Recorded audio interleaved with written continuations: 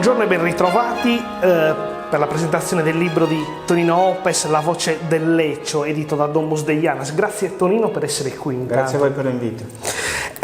Tonino Oppes, per i pochi che non lo conoscono, è stato per tanti anni giornalista della RAI, del servizio pubblico radiotelevisivo. Per oltre 30 anni ha ricoperto anche il ruolo di caporedattore della sede regionale della RAI per moltissimo tempo, e oggi in questa veste di certo non inedita di scrittore per presentare questo libro, un libro che ha un filo della memoria che non si spezza mai, è una memoria condivisa, spesso inconsapevolmente, che lega più generazioni, all'ombra, Tonino, del Leccio, che è un albero che simboleggia da una parte l'immutabilità del tempo, ma dall'altra anche il passare delle stagioni, queste stagioni che ovviamente cambiano.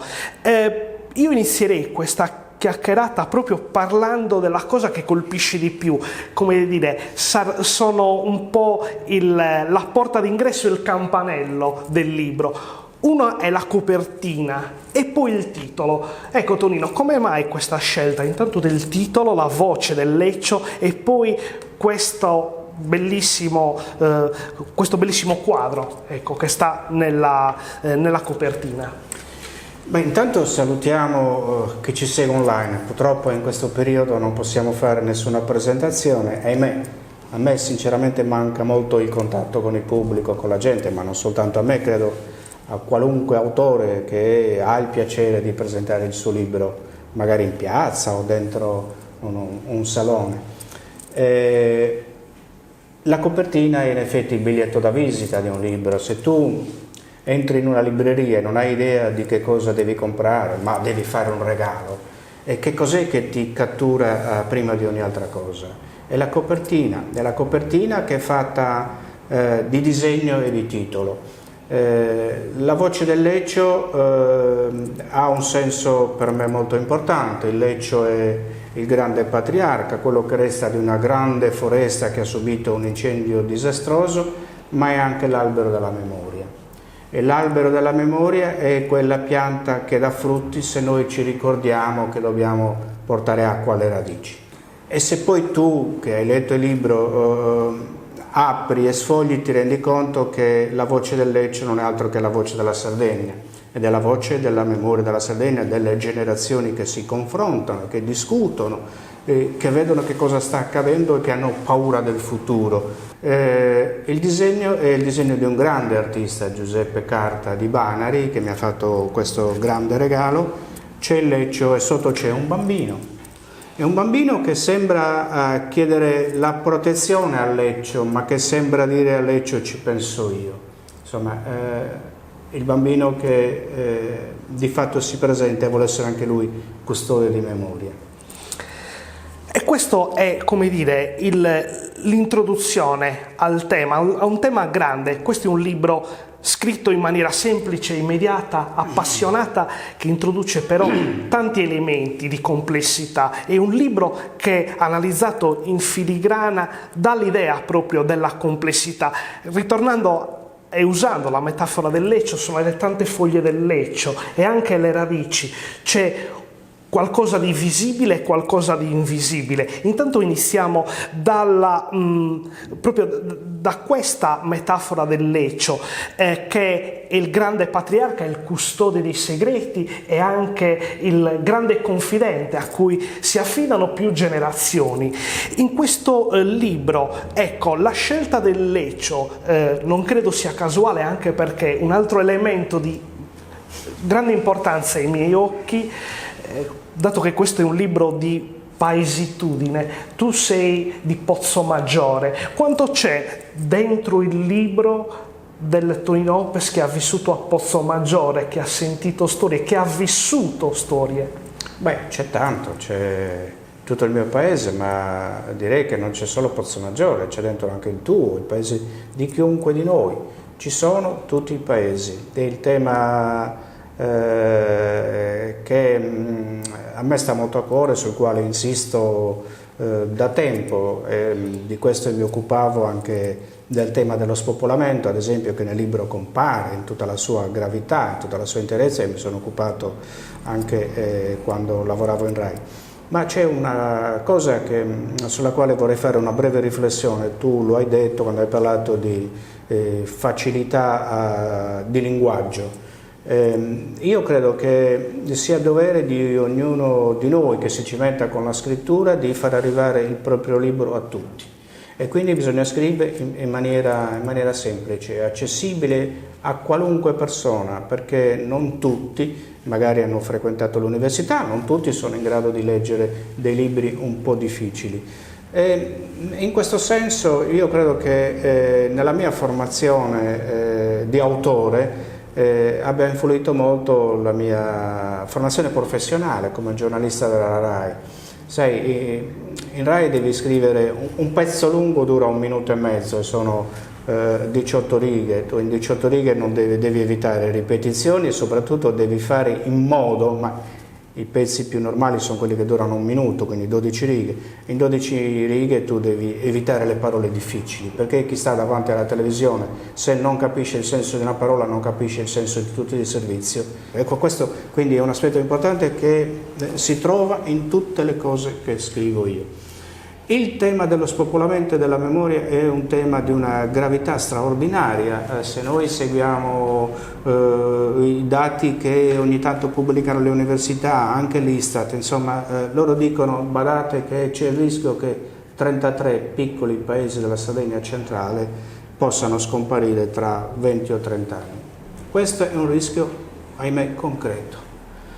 E io credo che non sia stato fatto a sufficienza, ma proprio a partire dagli anni 60, quando è cominciato il grande spopolamento, il grande, diciamo, ultimo spopolamento del secolo scorso è cominciato negli anni 60. Io stesso a Pozzomaggiore, il mio paese aveva allora quasi 5.000 abitanti, ho visto che nel giro di 5-6 anni sono andate via più di 1.000 persone. Mi ricordo ero bambinetto quando da Zagarrella, dove stavo io, in via Sicora, sono andate via più di 15 persone, chi in Australia, chi in altre parti d'Europa, Francia oppure Germania. Insomma, il paese si stava assottigliando e non c'è stata, secondo me, una risposta adeguata. Qualche tentativo di risposta c'è stato con l'idea di industrializzare la Sardegna centrale, poi i risultati li conosciamo tutti, abbiamo visto che cosa è successo. Era una risposta probabilmente anche attesa dalle popolazioni, però sono mancate molte cose. E secondo me l'altra cosa più grave che è successa proprio in quella fase è stato l'abbandono totale dalle campagne, che hanno svuotato intanto il territorio, lo hanno reso più fragile di fronte al fenomeno del bracconaggio, degli incendi, che è stato una cosa devastante, soprattutto in quegli anni, ma fino agli anni 90 e anche oltre la Sardegna ha subito dei danni enormi dal fuoco, e sembra questa una maledizione antica. Io ne parlo, metto a confronto 3 persone, 3 generazioni che discutono sul fuoco, e loro hanno paura che non si riesca a porre limite a questo fenomeno. Ed è una cosa che si ripete ciclicamente. Forse in questi ultimi anni siamo riusciti a fermare un po' il fenomeno, ma se noi continuiamo a rendere più vuote le campagne, credo che, insomma, c'è paura che, secondo me, il fuoco possa nuovamente farla da padrona, e questo, secondo me, è una cosa che noi dobbiamo assolutamente evitare. La campagna, il paese e il confronto tra generazioni si svolge in un piccolo mondo che però è denso di significati, di storie,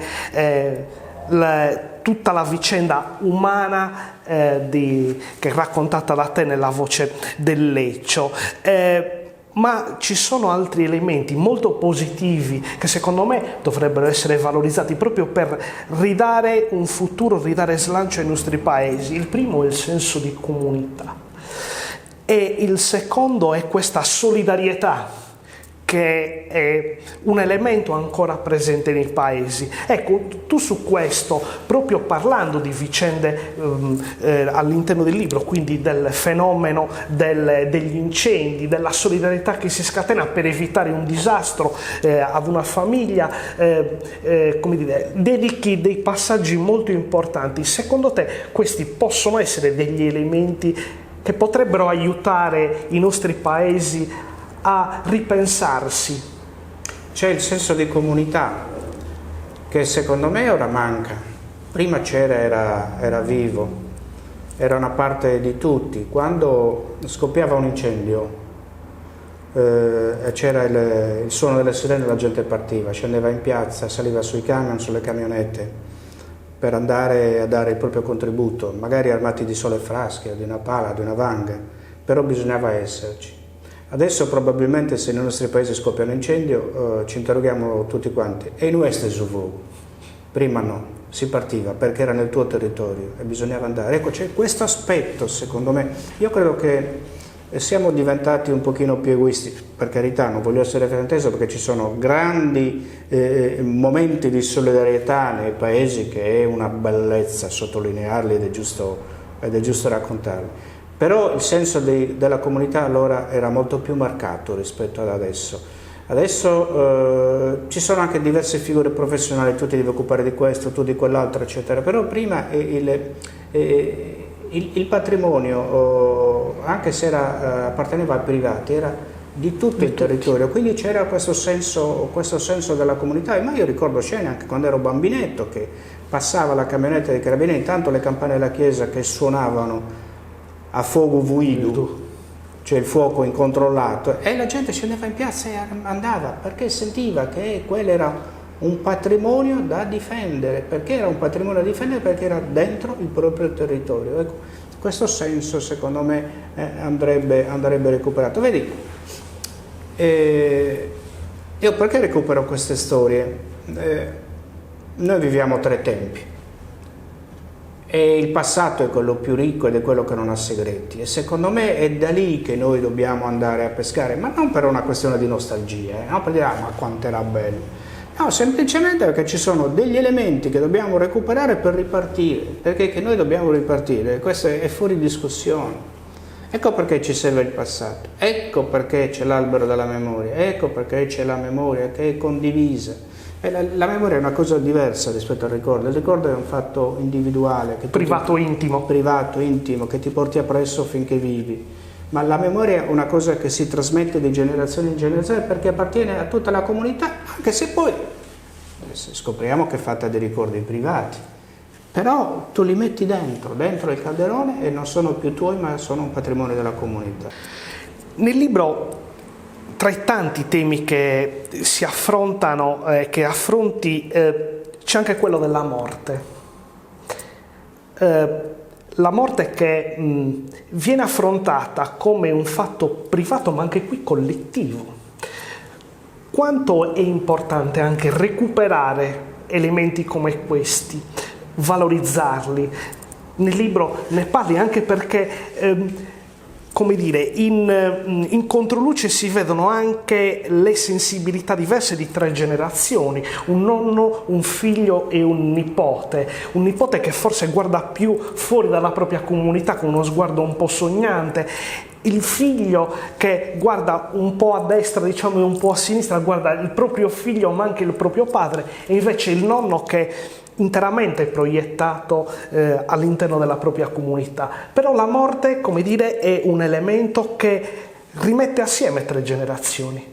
Se tu pensi alla morte, a quanto accade nei nostri piccoli paesi di fronte a un lutto, e pensi a che cosa sta accadendo nel nostro paese in questo periodo di Covid dove la gente muore in solitudine, ti viene veramente da fare riflessioni profonde. L'uomo ha sempre avuto paura della morte, ha sempre avuto un terrore straordinario della morte, perché la morte significava la fine di ogni cosa. Poi il credente pensa che ci sia un altro mondo, ma questo è un percorso molto lungo e che ci porta lontano. Io ricordo alcune storie di gente che moriva in casa, si moriva in casa nei nostri paesi, forse capita ancora oggi, anche se insomma se hai un problema ti devono ricoverare in ospedale, poi se entri in ospedale scoprono che c'è il Covid attorno, allora muori in solitudine. Però c'era tutta la comunità che si stringeva attorno alla famiglia del defunto. Cioè il lutto diventava un fatto della comunità, perché la gente si interrogava: chi è steso morto? Cioè, per chi suona la campana, no? Ora succede soprattutto nelle città, ahimè, che ti muore il dirimpettaio e lo scopri chissà quanti giorni dopo, seppure lo scopri. Cioè, era un fatto certamente privato ma collettivo. Ecco perché c'era questa partecipazione straordinaria ai funerali, tutta la comunità, ma questo io vedo che succedeva, direi succede se non ci fossero le limitazioni di Covid, però succedeva fino a poco tempo fa nei nostri paesi, perché una comunità sa che perde una parte importante del proprio nucleo, perché poi tutti quanti hanno un ruolo fondamentale in un paese, non è che soltanto c'è l'uomo colto, chi ha fatto carriera magari vivendo fuori, cioè quando muore qualcuno in un paese la comunità perde sempre qualcosa. Io in un altro libro ho scritto che entrare in cimitero è come sfogliare il diario di una comunità, ed è così, perché dentro ci sono tutte storie di gente che qualcosa ha fatto per quella comunità. Se ha fatto poco, molto, questo non ha importanza, intanto ha fatto qualcosa, ne ha già fatto parte, questo mi pare che sia un elemento molto importante. Ma io lì recupero anche alcune storie sulla morte, la morte che si annuncia, che ha un suo messaggero, che può essere l'uccello colorato, ahimè, se sta per morire un bambino, oppure un uccello scuro, nero, se deve morire un vecchio. Ma c'è la storia della Bie Mortos, della donna che vede morte, che c'era in tutti i paesi ed era una persona di cui tutti avevano una paura tremenda, ed è una storia che mi aveva raccontato Babbo. Babbo mi racconta che quando morì la nonna di mamma, loro erano fidanzati da poco, quindi ti parlo degli anni 40, questa Bie Mortos a Babbo, che è lì nella camera della morta, dice: ti devi spostare. Prego, si accomodi. No, ti devi spostare perché qui c'è Tizio, c'è Caio, eccetera. E chi sono? Manco li conoscevo. L'anima insomma, gente che non c'era più e che era morta, che era andata comunque a fare visita. Quindi c'è tutto questo. Ci sono alcuni passaggi che andrebbero, secondo me, recuperati, anche perché raccontano qual era l'esistenza nelle nostre comunità. Ecco, e noi perché le abbiamo custodite queste cose? Perché qualcuno ce le ha raccontate, perché si creava comunque la comunità del racconto, no? Soprattutto in inverno oppure in estate, e la gente parlava. E nel periodo attuale, quando siamo tutti connessi e non parliamo più, secondo me noi queste storie le perdiamo. Però se abbiamo la fortuna di recuperarle, secondo me bisogna scrivere, perché se non le scrivi si perdono in maniera definitiva. In questo libro, che è uno straordinario viaggio nella paesitudine, lo definirei, dove si trovano le storie di un paese, ma di tutti i paesi della Sardegna, perché c'è una matrice comune che ci lega, c'è un'impronta comune, c'è un altro elemento che tu sottolinei con forza, anche con stile giornalistico, con quel guizzo di scrittura che è proprio anche di chi ha fatto per anni questa straordinaria professione, quella del giornalista, e mi riferisco soprattutto alla cultura agropastorale, affreschi di campagna, ma di vita di campagna. Perché secondo te questo mondo è così contrastato? Da una parte lo guardiamo noi che non ne apparteniamo o non ne apparteniamo più, perché in ogni famiglia c'è stato un pastore in Sardegna, in ogni nucleo familiare. Da una parte lo guardiamo un po' con distacco, ma dall'altra ne siamo inesorabilmente figli. Tu dedichi molto spazio a questo. Ma intanto credo che sia giusto ricordare che noi che siamo cresciuti nei paesi dell'interno della Sardegna siamo tutti figli di pastori. Io ho avuto mio nonno materno che ha fatto il pastore da quando aveva 7 anni e ha smesso credo a 85, ha vissuto 98 anni, è stato testimone delle vicende di un secolo del mio paese. E qual è questo elemento che poi noi ci portiamo appresso? Sì, certo, la pastorizia è stata al centro dei conflitti, ma se noi andiamo a rivedere tutta la storia del pastoralismo scopriamo che ci sono dietro storie di sofferenze, di solitudini, e i nostri pastori hanno lottato in maniera molto seria e costante tutta la vita contro questi elementi. Ora la situazione a me pare leggermente, più che leggermente migliorata, perché non ci sono paragoni rispetto agli anni 50-60, però c'è un problema che riguarda credo tutta la Sardegna. La campagna si è svuotata, il mondo della produzione non c'è più, se non in una parte della Sardegna, che il sud della Sardegna dove c'è ancora un minimo di coltivazione. Mi è capitato di andare in alcuni luoghi in Gallura, di comprare prezzemolo. Il prezzemolo arrivava da Perugia, ad esempio, in contenitori cellofanati. Io credo che questo non debba esistere. Una terra che ha 1,5 milioni di abitanti e che ha una superficie di 24.000 km2 non può assolutamente portare il prezzemolo da fuori. Ti dico, stiamo raccontando di una banalità. No? Però i pastori sono gli unici che sono rimasti a difendere e a custodire il territorio, per tornare a quello che si diceva prima quando si parlava di incendi. Ecco, se noi non aiutiamo i pastori e impediamo che anche loro mollino la campagna, allora sarà veramente la fine della Sardegna. Io non ci vedo assolutamente nessuna prospettiva. Ecco perché a me piace l'idea, quando io scopro che ci sono giovani che magari hanno fatto anche il liceo, che hanno studiato e che dicono: bah, io voglio gestire l'azienda di mio padre, la voglio trasformare, voglio fare questo, voglio fare quest'altro, voglio inseguire il mercato, e non voglio che il mercato cerchi me, ma voglio andare io. Insomma, quando poi scopri che ci sono realtà di questo tipo, beh, allora cominci a dire: probabilmente noi riusciamo a venire fuori. Non sarà un percorso assolutamente facile, però non c'è altra strada. Io non riesco a immaginare una Sardegna che possa vivere soltanto di turismo. Se una Sardegna non riesce a vivere di agricoltura, nell'agricoltura noi ci mettiamo la coltivazione, ci mettiamo l'allevamento, con tutte le implicazioni e le produzioni che sono connesse con queste due attività, insomma, allora ho veramente paura. E intanto se noi molliamo la campagna, allora significa che perdiamo tutti i piccoli paesi dell'interno. Ecco, allora vuol dire che proprio non si salva nessuno, e non si salva più neppure quella Sardegna che pure noi nei nostri discorsi vogliamo sempre difendere quando parliamo di identità, eccetera. Ma qual è l'identità di questa Sardegna se noi facciamo morire le ultime sentinelle della nostra identità, che sono i piccoli paesi? Ecco, su questi elementi è che secondo me anche la politica deve dare delle risposte importanti, che al momento non ho visto, se non c'è qualche sussulto di qualche sindaco illuminato, perché c'è dei piccoli paesi, ma per il resto le risposte che arrivano dalla politica alta secondo me non sono assolutamente adeguate. Tonino, in questa bella chiacchierata su questo libro che descrive un mondo, c'è questa figura che torna, che a me ha sempre catturato, come dicevo all'inizio, e come dicevi bene tu all'inizio, questo bambino sognante che guarda con fiducia, anche un po' con timore, questo Leccio secolare. Che cosa dovrebbe spingere un bambino, un giovane, a rimanere all'ombra del grande Leccio, della comunità, della piccola comunità che spesse volte non ha tante opportunità? Mi sembra che i valori che tu hai descritto, che hai accennato, trovino grande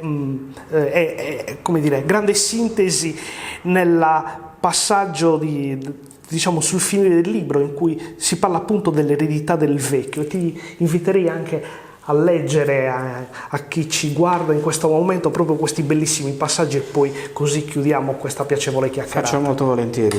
Tolgo gli occhiali. Qui c'è il vecchio sotto l'albero, e all'albero, a Leccio, si rivolge e gli rivolge un appello. Mio caro albero, esordì sollevando lo sguardo verso i rami più alti. Li osservò ancora un istante prima di proseguire nella supplica. Io vorrei tanto che tu restassi sempre verde così come sei ora. Tu non porti i segni della vecchiaia perché appartieni al tempo infinito della grande madre terra. Per questo, prima di lasciarti, voglio farti un augurio, uno solo. L'acqua e il sole ti siano sempre vicini e mai possano sfiorarti il fuoco e la scura dell'uomo. Mi domando cosa ne sarebbe di questa campagna senza la tua presenza. Sì, sarebbe molto più vuota. Tu qui sei il simbolo più autentico, anche se questo è il mio feeling.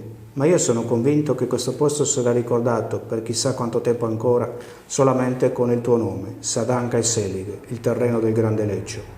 L'albero che vivrà a lungo e conoscerà tante generazioni di uomini.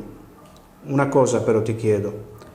Proteggi sempre mio figlio e mio nipote, soprattutto lui che ti affido deve convincersi che la terra genera vita. Ecco, il bambino sotto l'albero ha questo senso. L'albero è vita e finché c'è vita, come dicevano un tempo, c'è speranza. Grazie Tonino, grazie a tutti quanti coloro ci stanno seguendo, grazie all'Associazione Luna Matrona per questo momento di condivisione, di lettura di una Sardegna che è poco raccontata e avrebbe molto da raccontare. Grazie ancora a Tonino Oppes e grazie a tutti quanti voi. Grazie a voi e mi piacerebbe un giorno, quando finirà tutto, speriamo molto presto, andare direttamente a Luna Matrona e a parlare con la gente del paese di questo lavoro. Assolutamente, grazie Tonino.